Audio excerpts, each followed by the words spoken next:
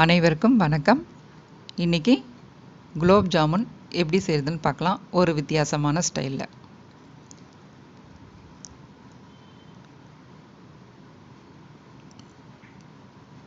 இந்த குலோப் ஜாமுன் மிக்ஸை இந்த மாதிரி தட்டில் போட்டுக்கோங்க.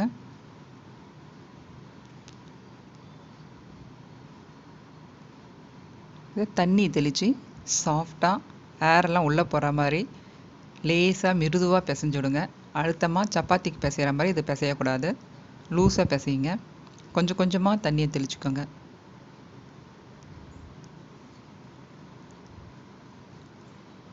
இந்த மாதிரி உதிரி உதிரியாக வர மாதிரி வச்சு தண்ணியை வந்து லூஸாக அழுத்தியெல்லாம் தேய்க்கக்கூடாது, லேசாக தான் தேய்ச்சிட்ருக்கோம். இது ஒரு 5 நிமிஷம் 10 நிமிஷம் கொஞ்சம் ஊற வச்சுருங்க. இப்போ சாஃப்டாக 10 நிமிஷம் ஆகிடுச்சு. இப்போ இதில் கொஞ்சம் மாவு எடுத்துக்கோங்க தனியாக. அதில் கொஞ்சம் 4-5 முந்திரி பருப்பை மிக்சியில் கிரைண்ட் பண்ணி அதோடு ஆட் பண்ணிக்கோங்க. கொஞ்சம் சுகர், ஒரு 1/2 டீஸ்பூன் சுகர் ஆட் பண்ணிக்கோங்க. கொஞ்சோண்டு அந்த கலர், கேசரி கலர் இருக்கு இல்லையா, அது கொஞ்சம் ஒரு பிட்டு அதை போட்டு இதெல்லாம் தனியாக மிக்ஸ் பண்ணி வச்சுக்கோங்க. இதே லூஸாகவே பிசைஞ்சுக்கோங்க, அழுத்தி பிசையாதீங்க. இந்த மாதிரி ஒரு கலராக இருக்கும், இதை தனியாக வச்சுக்கோங்க. இப்போ இதில் சின்ன சின்ன பாலாக எடுத்து நடுவில் கொஞ்சமாக அந்த கலர் இருக்குது பார்த்தீங்களா, அது சின்ன பாலாக உருட்டி அதுக்கு நடுவில் வச்சு க்ளோஸ் பண்ணிவிட்டு லேசாக இதை உருட்டிக்கோங்க. நல்லா ரவுண்டாக லேசாக உருட்டிக்கோங்க. உருட்டினீங்கன்னா வெடிக்காமல் எண்ணெயில் போட்டால் வரும். இந்த கலர் பால் வந்து பார்க்கறதுக்கு நம்ம செஞ்சதுக்கப்புறமா அதை கட் பண்ணி சாப்பிடும்போது ஒரு கலர் உள்ளே இருக்கும். அதே நேரத்தில் அந்த முந்திரியெல்லாம் போட்டிருக்கிறதுனால, சுகர் ஆட் பண்ணி போட்டிருக்கோம் இல்லையா, அது ஒரு வித்தியாசமான ஒரு டேஸ்ட்டாக நல்ல ஒரு டேஸ்ட்டாக இருக்கும். இப்போ சுகரை வந்து அந்த கப்பில் இந்த கப்பில் தான் அளந்து போட்டிருக்கோம். அந்த கப் அளவுக்கே தண்ணியை ஊற்றிக்கோங்க. ஊற்றிட்டு அதில் 2 ஏலக்காய் போட்டுக்கோங்க. லேசாக ஒரு இடி இடிச்சுட்டு போட்டுக்கோங்க.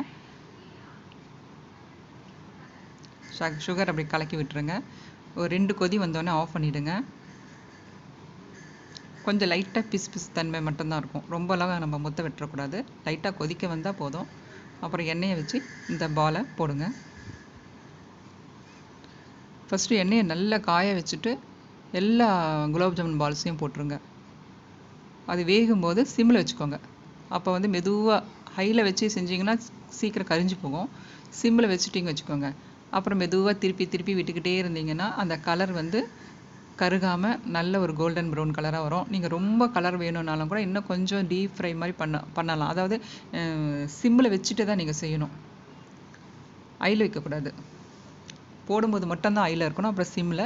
இந்த மாதிரி பண்ணும்போது அப்புறம் கொஞ்சம் வந்து இதில் 2-3 ஸ்பூன் நெய் விட்டுக்கோங்க இந்த மாதிரி இறக்க போகிற நேரத்தில். இப்போ இந்த ஜீரா பாகு இருக்குது பார்த்தீங்களா, அது வெதுவெதுப்பாக சூடு இருக்குது பார்த்தீங்களா, அந்த சூட்லேயே இதை எடுத்து அப்படியே போட்டுருங்க.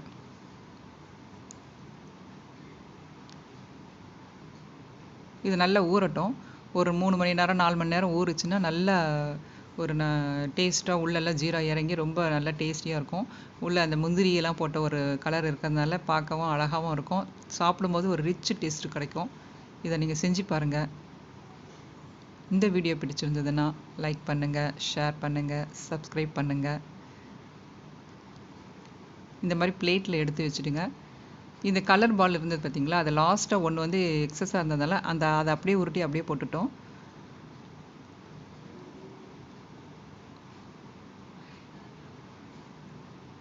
இப்போ எப்படி இருக்குன்னு நம்ம கட் பண்ணி சாப்பிட்டு பார்க்கலாம்.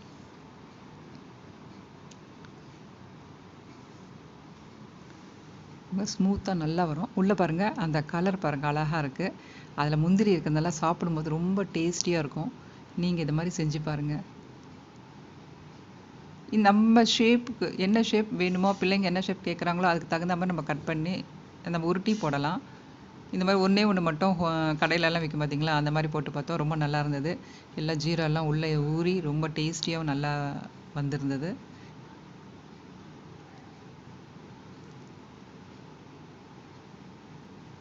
அது பாருங்கள், அந்த கலர் பால் கடைசியாக மிச்சம் ஒன்று இருந்து பாருங்க, அதை மட்டும் அப்படியே போட்டோம். அது இன்னும் ஒரு எக்ஸ்ட்ரா கலராக வந்து பார்க்க அழகாக இருந்தது. இது மேலே ஜீரா ஊற்றி நீங்கள் எடுத்து சாப்பிட்டு பாருங்கள், ரொம்ப நல்லாயிருக்கும்.